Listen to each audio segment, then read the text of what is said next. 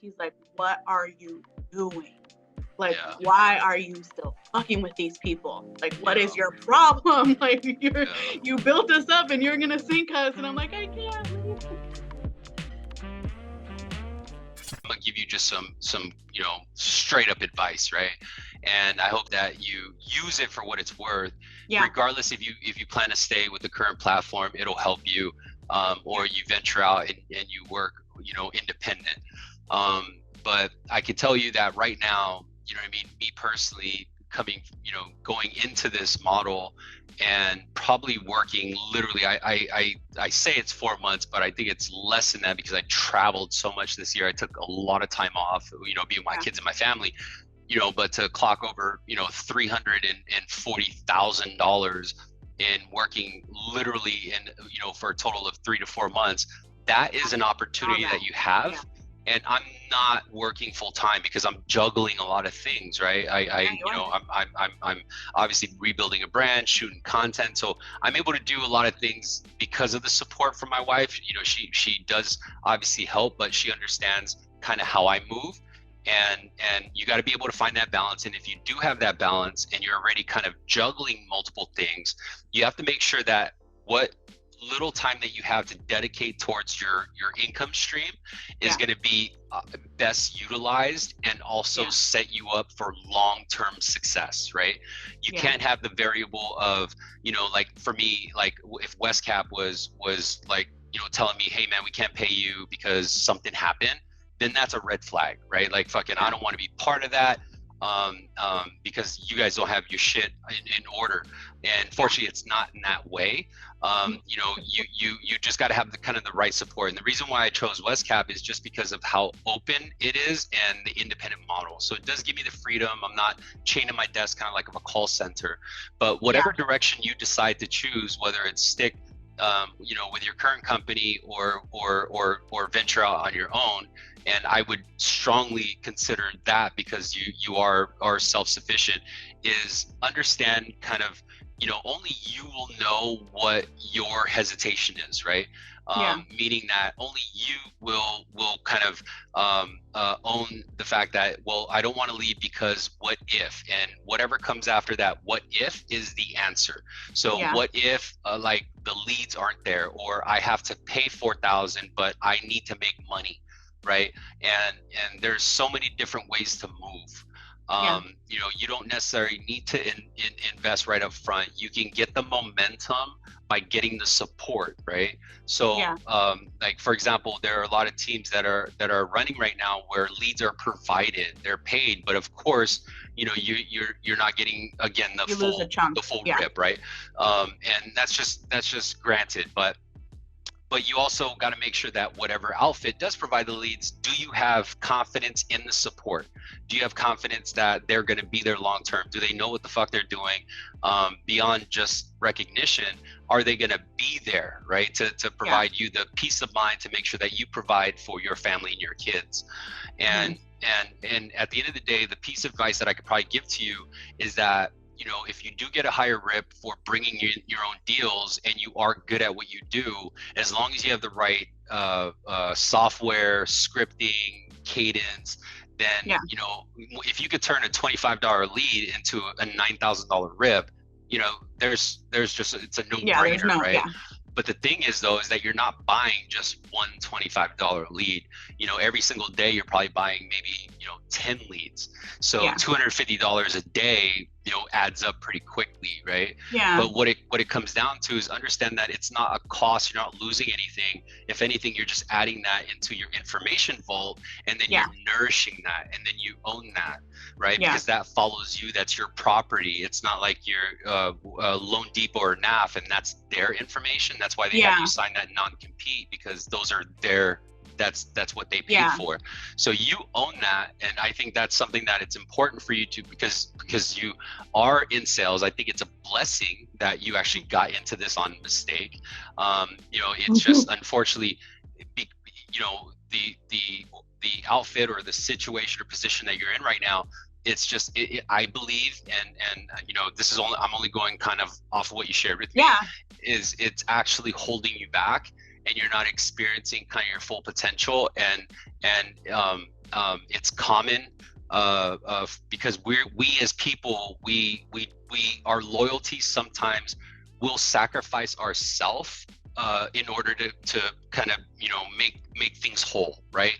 So like I'll put people in front of my own interests, and that's just because we have that personality. No, it's tough. But you have to treat yourself. You know, you got to make sure that you're straight. No, you're 100% right. The reason what like drew me to your content in general is not because it was probably like one of the only contents out there like yours, but your style of selling is very similar to my husband's, and he's the one who got me in sales to begin with. He's by far, it's not because he's my husband, I had this opinion before I married him, the most gifted, talented, like not just like good at it because he's been doing it, he's just gifted. Like that is just his thing.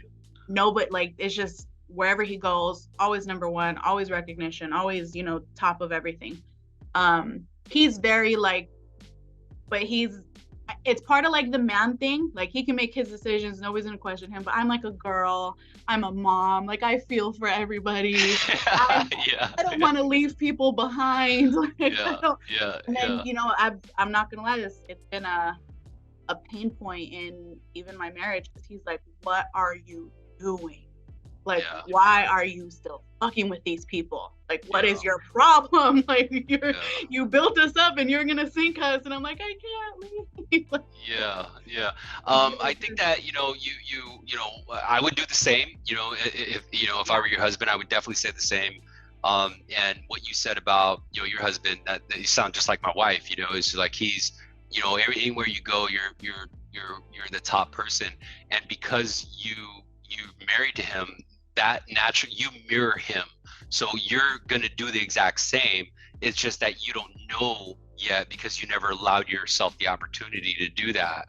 Does that make sense? No, my biggest competition is him, and not that we compete, but that's who I stack myself against is somebody like him. So that's why I don't do customer service jobs, because I'll be the best, no problem. Like that's not like but you mean I'm not gonna get paid more for it? Like, what do you mean?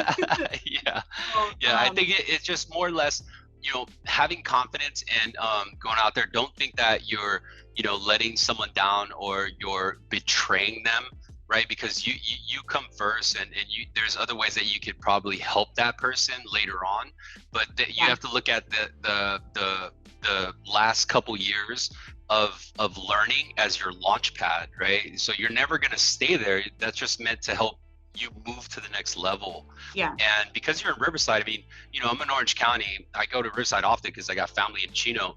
But maybe someday, you know, you and I can really sit down. You get to go to our corporate office and actually see the surroundings, you know, and know what's out there. Because my, you know, with NAF, they kind of shelter you, so all you know is NAF, right? New American Funding, meaning that you don't know anything else out there. Of course, you hear stories about Loan Depot, you hear stories about other companies, but they have a good way of keeping you shackled to them, right? And until you actually take that venture off and you literally, you know, see what's available, it will blow your mind. You know, and I thought so many rules had changed where you couldn't make money on top of fees. I thought all that changed. And I've been in this game for a minute, you know, and then I saw friends that were jumping into UWM or going into like CTO Financial, and they're like, dude, I make money not only from selling real estate, but also booking loans. And then on the back end, when the loan is sold, I'm like, what, dude? I thought that was illegal. I know, right? And I'm like, how the fuck is that even possible? But then you look a little bit into it, you're like, dude, why was I sleeping on this entire time, you know? And I think what the missing component, or what will help you, is if you have that support, is to know that it's possible, and to also give you that kind of assurance, right? It's not even so much like industry based, but part of the reason why I'm tied to where I am is because I want to help. We all do, but at the same time, you know, it's a noble cause to sacrifice yourself, because we feel that's I'm not trying to fall on my sword though.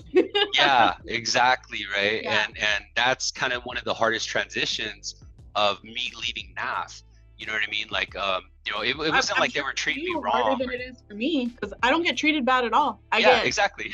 Yeah, I was dialed in at NAF. Like literally, I had a fucking brand. I could do whatever I want. People were shocked when I left, right? And but at the same time, I knew that I don't want to be there when I'm older. I don't want to limit myself. You know what I mean? And you kind of got to venture out. You got to see what's available. I know it's completely different scenario versus kind of like where you're at right now. But at the same time, where I'm getting at is just open up your mind and have trust that you're not doing anything wrong by taking care of yourself and your family. That you owe that to yourself, and that's what you should do. You see what I'm saying? Well, that's to them. Yeah. At the end of the day, you know, NAF, I did a lot for NAF, but NAF, you know, I was just a number. They'll replace me the second that I bounce, and obviously they did. And that's not something that I wanted to sacrifice my time or my life and energy towards, right? I wanted to kind of build my own engine, and that's why I you know, started the retail. But it was wrong time to start a retail call center. You know, it's different from a wholesale model where you don't have the overhead of paying for, you know, an office in Irvine. You know, you can work remote. You don't need to go into the office, and you know, you make your own hours. And that's something that I think that is something that you're already comfortable and familiar with. Yeah, no, if there's a phone by me, like I'm not working. Like, you know what I mean? Like there's just, if I could be making money answering questions while I'm making dinner, then I'm gonna do that. Yeah. Let's do this. Now it's your time to hit the thumbs up if this video helped you. I love engaging with you in the comment section below. Lastly, please share this video with someone else that can benefit from this topic. Thanks for subscribing. Look out for the notification for my next video, and I'll see you there.